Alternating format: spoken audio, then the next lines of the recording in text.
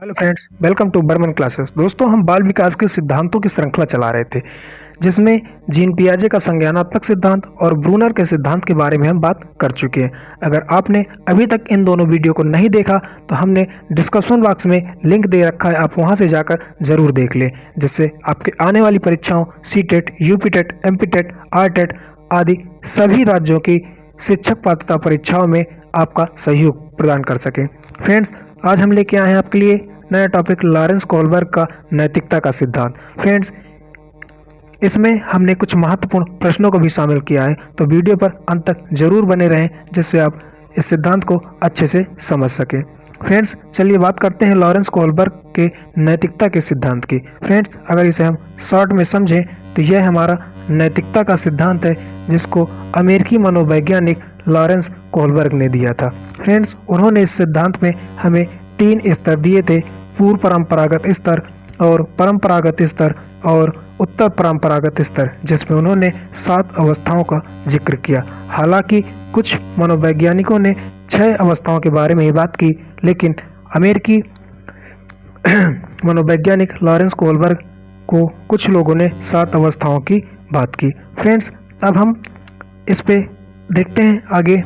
Friends, Kohlberg नैतिक की नींव 10 वर्ष में रखी जाती है। कोहलबर्ग का ऐसा मानना है कि नैतिकता की नींव बच्चे में 10 वर्ष से रखी जाती है, जो दंड या नियम पर आधारित होती है। यानी डर और भय के नियमों के बंधन से बालक में सर्वप्रथम नैतिकता का विकास होता है। फ्रेंड्स, हम देखते हैं लॉरेंस कोहलबर्ग ने 10 से 16 वर्ष के बच्चों से प्राप्त तथ्यों का विश्लेषण करके यह सिद्धांत प्रतिपादित किया था।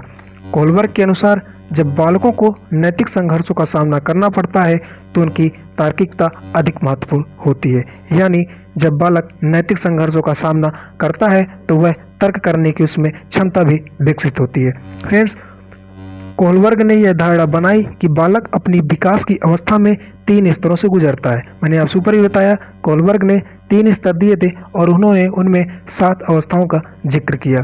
फ्रेंड्स, यह नैतिकता का सिद्धांत है, तो हमारे लिए यह जानना बेहद जरूरी है कि नैतिकता होती क्या है। फ्रेंड्स, नैतिकता वह नियम होता है जो समाज के नियमों के अनुसार होते हैं। अतः नैतिकता समाज और वातावरण की अंतःक्रिया का परिणाम होती है। यानी नैतिकता समाज और वातावरण के बीच की अंतःक्रिया है।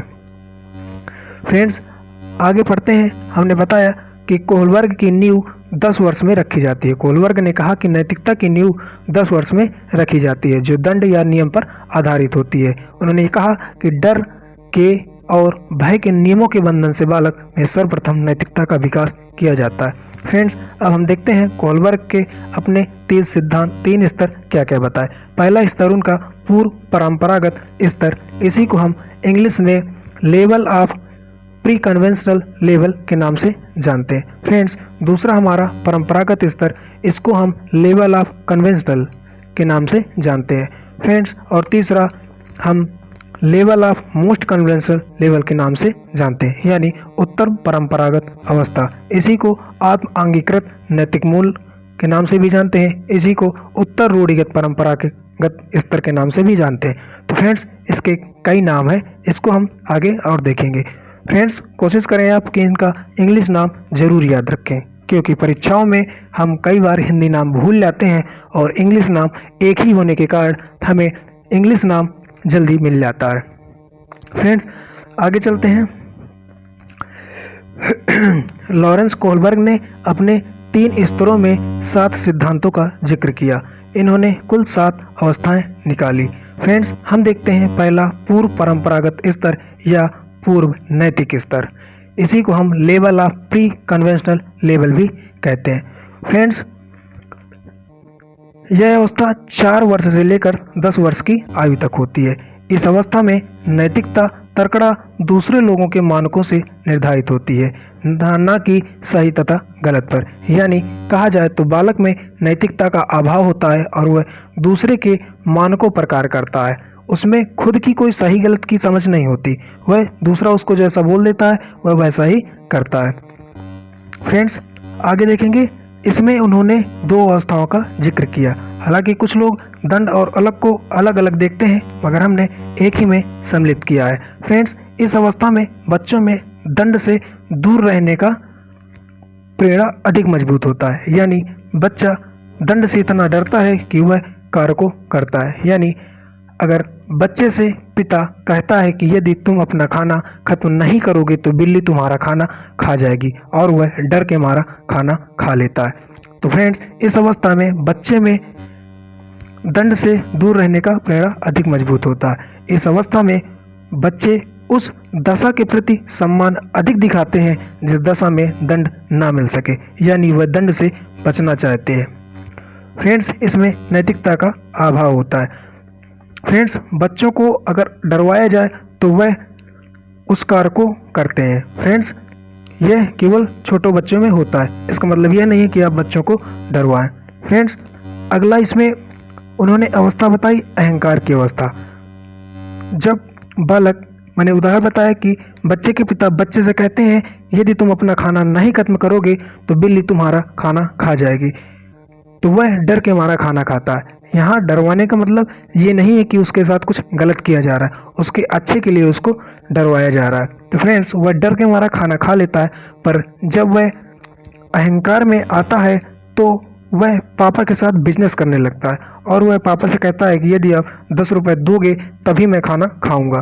पिता सोचता है कि चल ले खाना खा ले, लेकिन किसी तरह खाना ख़त्म कर 10 रुपये मुझसे ले ले। तो फ्रेंड, आपने समझा कि अहंकार यानी वो अदला बदली की बात करने लगता है। वह जो काम करेगा उसके बदले में कुछ ना कुछ आपसे चाहेगा। फ्रेंड्स, हम दूसरा देखते हैं परंपरागत यानी नैतिक स्तर। इसी को हम लेवल ऑफ कन्वेंशनल लेवल के नाम से भी जानते हैं। इसे रूढ़िगत नैतिकता के स्तर के नाम से भी जानते हैं। यह 10 से 13 साल की अवस्था में होता है। इस स्तर में बालक माता पिता व समाज को देखकर सीखता है।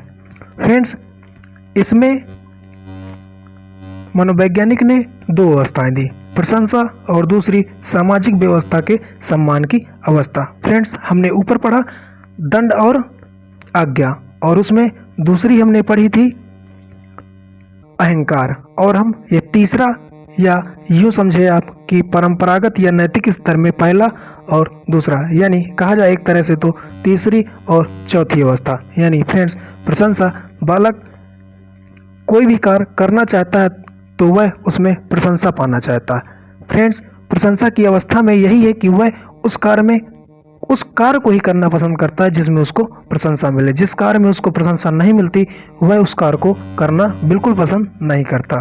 फ्रेंड्स, ये 10 से 13 साल की अवस्था में होता है। फ्रेंड्स, आपने आसपास के बच्चों में ये सब चीज़ें देखते होंगे, आप उन पर गौर करें, तब आप इन चीज़ों को बेहतर समझ में आएंगे, क्योंकि बाल विकास बालक का ही विकास है। आप जितना बालक को समझेंगे उतना आप इस सब्जेक्ट को समझ पाएंगे। फ्रेंड्स, इसमें अगली अवस्था है सामाजिक व्यवस्था के सम्मान की अवस्था। यानी वह अपने माता पिता को गरीब भूखे व्यक्ति को खाना खिलाता हुआ देखता है तो वह उससे सीखता है और ऐसा करने लगता है। तो फ्रेंड्स, इससे पता चलता है कि सामाजिक व्यवस्था में सम्मान की अवस्था बालक में डेवलप होने लगती है। फ्रेंड्स, आगे चलते हैं। इस अवस्था में बालक अधिक वाहवाही लूटना चाहता है, मतलब वह ऐसे काम करना चाहता है जिनमें आप उनकी प्रशंसा करें।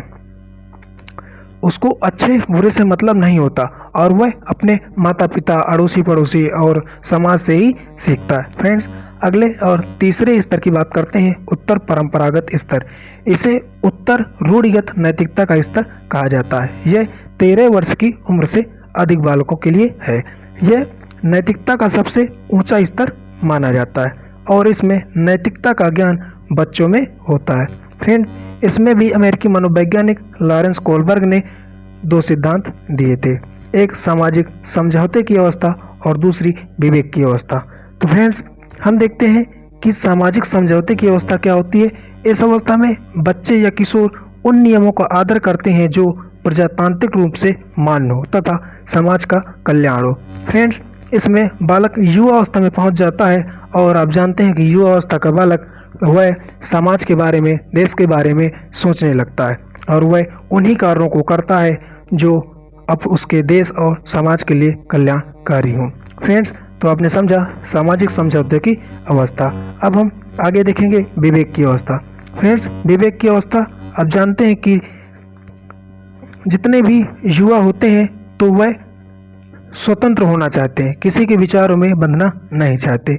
वह यहाँ किशोर दूसरों के विचारों तथा नैतिक प्रतिबंधों से स्वतंत्र होकर अपने आंतरिक मानकों के अनुरूप व्यवहार करता है, यानी वह खुद के विवेक से कोई निर्णय लेना चाहता है। वह किसी की कही हुई बातों को मानना चाहता है, परंतु अगर उसको सही लगती है तो, अगर उसको गलत लगता है तो वह उसको बिल्कुल नहीं मानना चाहता, यानी वह अपने विवेक का इस्तेमाल करना चाहता है। फ्रेंड्स, अब इसमें हम कुछ महत्वपूर्ण प्रश्नों को देखते हैं।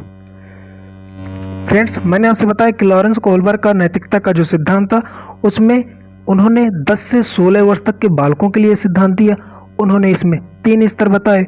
उन्होंने इसकी 7 अवस्थाएं दी। उनके स्तर पूर्व परंपरागत स्तर, दूसरा परंपरागत स्तर और तीसरा उत्तर परंपरागत स्तर है। और उन्होंने इनमें कुछ अवस्थाएं जो साथ दी थी वह कुछ इस प्रकार थी: आज्ञा, दंड, अहंकार, प्रशंसा, सामाजिक व्यवस्था के सम्मान की यानी अवस्था, और 5वां सामाजिक समझौते की अवस्था, 6वां विवेक की अवस्था। तो फ्रेंड्स, इस तरीके से आपने समझा कि लॉरेंस कोहलबर्ग का नैतिकता का सिद्धांत क्या है। फ्रेंड्स, अब उसके कुछ महत्वपूर्ण प्रश्नों को देखते हैं। फ्रेंड्स, नैतिक विकास का सिद्धांत दिया। फ्रेंड्स, हम पढ़ रहे हैं कि यह लॉरेंस कोहलबर्ग अमेरिकी मनोवैज्ञानिक ने नैतिकता का सिद्धांत दिया। तो यही पूछा गया कि नैतिक विकास का सिद्धांत दिया, यानी option A Skinner, option B Rousseau, option C Pavlov और ऑप्शन डी कोहलबर्ग। तो हम अभी पढ़ते चले आ रहे हैं कि कोहलबर्ग अमेरिकी मनोवैज्ञानिक ने नैतिकता का सिद्धांत दिया। फ्रेंड्स, अगला देखते हैं। दूसरा, कौन सा स्तर नैतिक विकास का नहीं है? ऑप्शन ए परंपरागत स्तर, ऑप्शन बी पश्च परंपरागत स्तर और सी पूर्व परंपरागत स्तर और चौथा सम्यक परंपरागत स्तर। तो फ्रेंड्स, आपने ऊपर पढ़ा था कि लॉरेंस कोहलबर्ग ने 3 स्तर दिए थे: पूर्व परंपरागत स्तर पहला, और दूसरा परंपरागत स्तर और तीसरा पश्च परंपरागत स्तर। इसी को हम उत्तर परंपरागत स्तर के नाम से भी जानते हैं। और सम्यक परंपरागत स्तर नाम का कोई स्तर उन्होंने नहीं दिया, अर्थात हमारा इसका सही उत्तर डी उत्तर होगा। फ्रेंड्स, अगला देखते हैं हम। तीसरा, दंड व पुरस्कार की अवस्था किससे संबंधित है? तो फ्रेंड्स, जब हमने पढ़ा था पूर्व परंपरागत स्तर, तो हमने उसमें पढ़ा था कि बालक दंड के भय से कोई कार्य करता है, यानी जब हमने उदाहरण बताया था आपको कि बच्चे का पिता बच्चे से कहते हैं कि यदि तुम अपना खाना नहीं खाओगे तो तुम्हारा खाना बिल्ली खा जाएगी, और वह डर के मारा खाना खा लेता है कि कहीं बिल्ली उसका खाना ना खा जाए। तो फ्रेंड्स, इस पे ऑप्शन ए पश्च परंपरागत अवस्था, ऑप्शन बी पूर्व परंपरागत स्तर और ऑप्शन सी परंपरागत स्तर और ऑप्शन डी ए व बी दोनों। तो फ्रेंड्स, हमने पढ़ा था कि ये पूर्व परंपरागत स्तर की बात है, यानी ऑप्शन बी हमारा इज द राइट आंसर। चौथा देखते हैं, स्वविवेक का उपयोग किस स्तर में होता है? फ्रेंड्स, आप चारों ऑप्शन देखें, आप एक बार सोचें कि इसका कौन सा सही होगा। स्वविवेक का उपयोग किस स्तर में? देखा अभी हमने बताया था कि स्वविवेक का उपयोग किस स्तर में होता है। फ्रेंड्स, देखते हैं। ऑप्शन ए उत्तर परंपरागत स्तर, दूसरा अहम अंगीकृत नैतिक स्तर और तीसरा ए व बी दोनों या इनमें से कोई नहीं। तो फ्रेंड्स, जो हमारा उत्तर परंपरागत स्तर होता है, यानी कोहलबर्ग का दिया हुआ यह तीसरा स्तर है, और इस स्तर को अहम अंगीकृत नैतिक स्तर भी कहा जाता है और इसी को उत्तर परंपरागत स्तर भी कहा जाता है, यानी यह दोनों एक ही स्तर के नाम है, इसलिए हमारा उत्तर सी नंबर सही होगा, ए व बी दोनों। चलिए फ्रेंड्स, आगे देखते हैं। पांचवा, परंपरागत स्तर का समय होता है। फ्रेंड्स, हमने पढ़ा था कि जो पूर्व परंपरागत स्तर होता है वह 4 से 10 वर्ष तक होता है, और जो परंपरागत स्तर होता है वह 10 से 13 वर्ष तक, और जो उत्तर परंपरागत स्तर होता है यानी अहम अंगीकृत नैतिक मूल्यों वाला स्तर, तो वह 13 वर्ष से अधिक होता है। तो फ्रेंड्स, इसमें हम बात कर रहे हैं परंपरागत नैतिक स्तर की, यानी 10 से 13 वाला स्तर दूसरा स्तर, और वह हमारा ऑप्शन सी में है। तो इसका सही आंसर ऑप्शन सी होगा। फ्रेंड्स, यदि आपको यह वीडियो पसंद आया हो तो इसे लाइक करें और आपको वीडियो कैसा लगा है ये कमेंट करके हमें ज़रूर बताएं और चैनल को सब्सक्राइब करें, बेल आइकन दबाना बिल्कुल ना भूलें, जिससे आने वाला नोटिफिकेशन सबसे पहले आप तक पहुंचे। Thank you.